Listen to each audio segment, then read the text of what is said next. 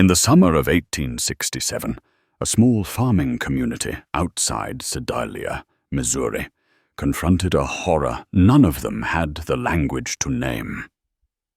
The townspeople knew the Caldwell place, 30 acres of hard soil, a weathered house, an uncle and aunt scraping by, and the quiet 8-year-old boy who'd arrived there in 1866 with a cloth bag and watchful pale blue eyes. His name was Timothy. To most, he was polite, tireless, almost eager to please. But to Dr. Samuel Harding, the region's sole formally trained physician, something felt wrong from the very first meeting.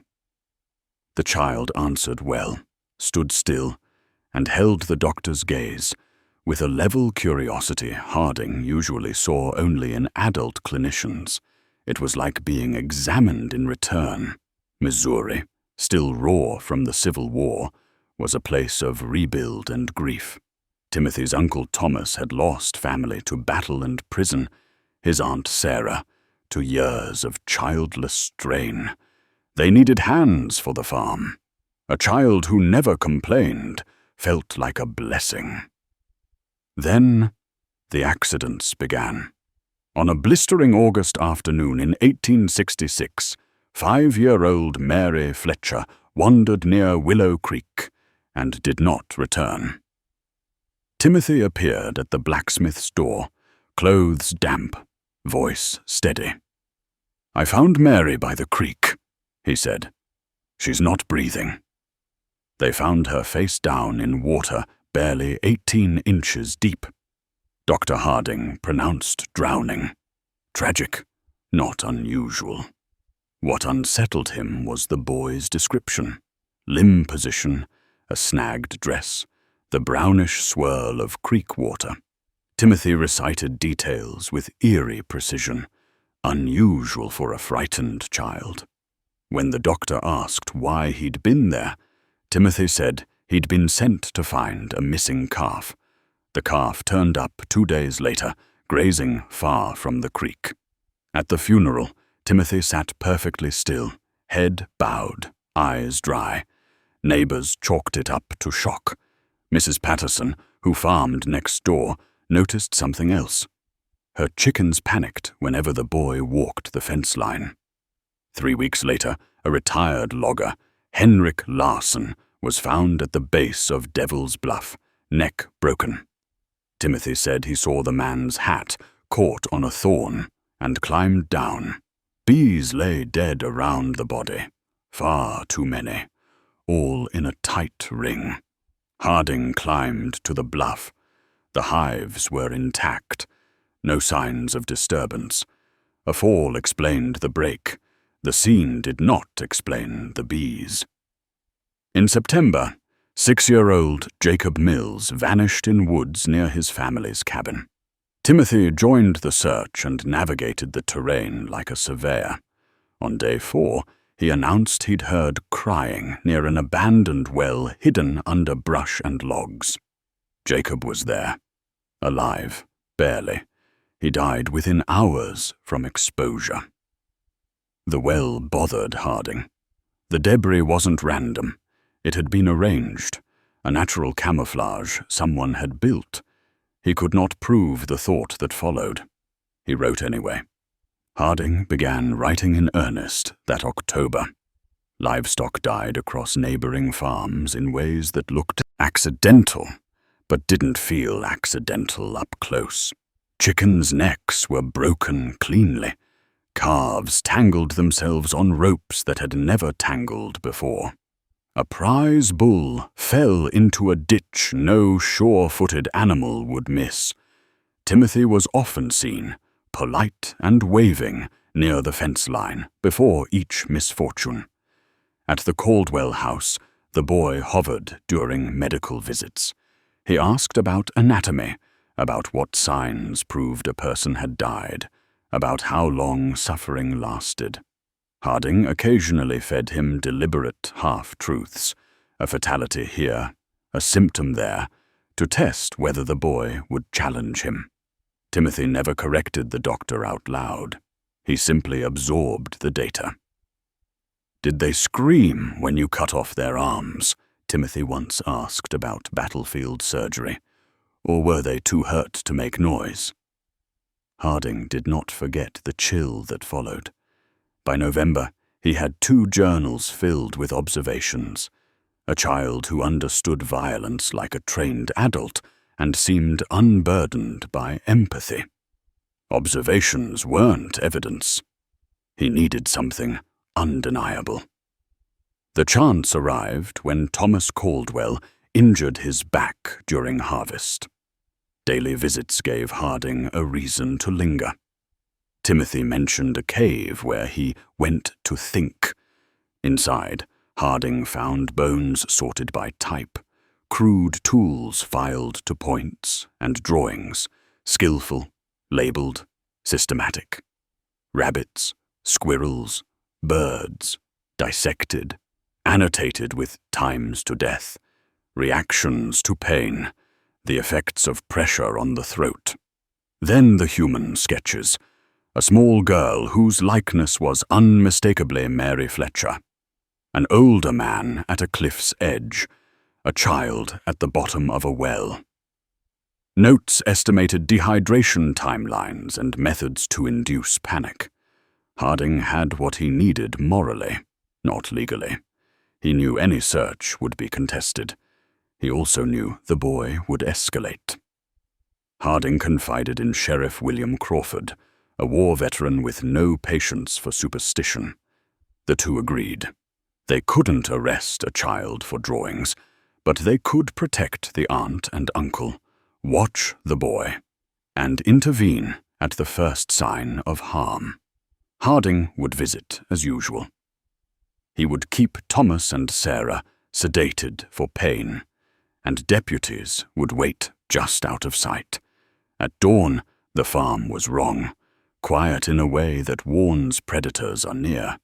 Timothy stood in the doorway, sleeves rolled high, hands scrubbed raw. "I've been waiting for you," he said. Inside, Thomas and Sarah breathed shallowly, skin ashy. "What did you give them?" Harding asked. "Herbs," Timothy said. "Interesting plants grow around here." They would sleep for hours, the boy explained, and then he began to talk, calm, professorial, as if leading a lesson. "Mary." He pushed her head under water and timed the struggle. "Henrik!" He loosened stones at the bluff, bagged bees, threw them into the man's face, shouted about a swarm, and watched panic do the rest. "Jacob?" He lured him with talk of baby raccoons, helped him into the well, covered the opening, rationed water to prolong consciousness, and visited to observe decline. "What will you do next?" Harding asked. "I need to know what happens when you hurt someone who trusts you completely," Timothy said, and looked toward the bedroom. The boy gathered rope, a candlestick, knives arranged with surgical neatness. Harding drew his pistol. "Step away," he said. Timothy regarded the gun like a specimen. 6 shots, he said lightly. "And 6 people to protect. Yourself, 2 Caldwells, and the 3 outside." He moved fast. The knife flashed. Harding's arm burned. The doctor grappled, wrenched the blade free, only for a second knife to appear. The struggle burst the quiet open. Deputies crashed through the door, dragging Timothy away as the aunt and uncle slept on, oblivious to the violence planned at their bedside. "You can't prove anything," Timothy said, bloodied but composed. "No one believes a child did this." "Attempting to kill your family," Sheriff Crawford said, "is proof enough." In 1867, there were no rules for prosecuting an 8-year-old for murder. Prosecutors argued for adult charges. Defenders insisted on trauma and innocence. The compromise sent Timothy to the Missouri State Hospital in Fulton to be studied by alienists, early psychiatrists, under strict supervision. Harding went with him for 3 months, observing, Recording. Timothy adapted quickly. He cried on cue, said all the right things, expressed remorse that sounded true, and convinced a few staff members he was recovering. Harding wasn't fooled. He watched the boy practice people, how a nurse softened at certain phrases, how a doctor's suspicion dropped after a particular expression, how gratitude, once mirrored convincingly, opened doors. A journal turned up, childlike entries about feelings and hopes, until doctor. Martha Fitzgerald noticed a pattern. The notebook hid a cipher.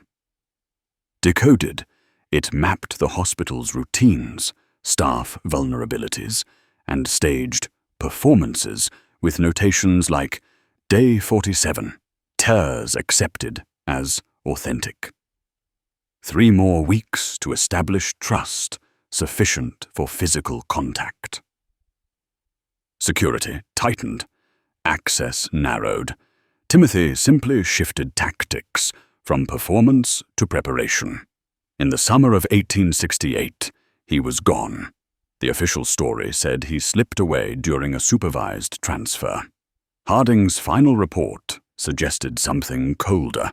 Months of tiny exceptions granted by staff who believed they were helping. An extra book here, a longer walk there, until all the small doors aligned into one exit. Harding began clipping reports across the Midwest. Accidents too carefully staged to be chance. Animals tortured with method. A helpful child present in the margins. None were proof. All were consistent. He spent the rest of his life writing about what Timothy represented. A mind that understood human behavior with predatory clarity and felt no obligation to it at all. Thomas and Sarah left the farm and changed their names. The county sealed the cave. Locals avoided that valley for years. Harding's journals, 3 leather volumes and more, would be archived long after his death in 1891, cited by later generations as an early, disturbing window into antisocial behavior in children. The hospital kept its own file. Unexplained patient deaths labeled natural causes. 2 suspicious falls. Nurses plagued by nightmares and the sensation of being watched. None of it stuck to a name once the boy vanished. What remains is the shape of a story that refuses to sit quietly in the past. A doctor notices that a child is looking back at him like a mirror. A town mistakes obedience for goodness.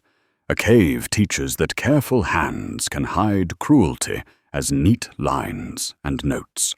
The law, made for adults, meets a predator still small enough to be led by the hand.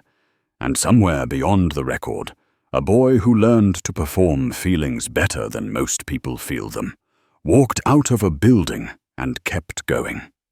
The case of Timothy Caldwell forces an ugly question.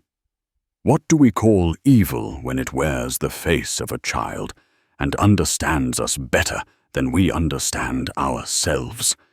In the 1860s, there was no vocabulary for that. Today, there are terms and checklists, but names don't soften the fact. If Timothy reached adulthood, he did so with a blueprint for manipulation and a lifetime head start. That's why this story endures. It isn't just about a farm, a creek, and a cave. It's about the danger of assuming innocence where we are most comforted to see it, and the cost of mistaking performance for change. What do you think the record missed? Was everything truly uncovered, or did Timothy's story continue in places the journals never reached?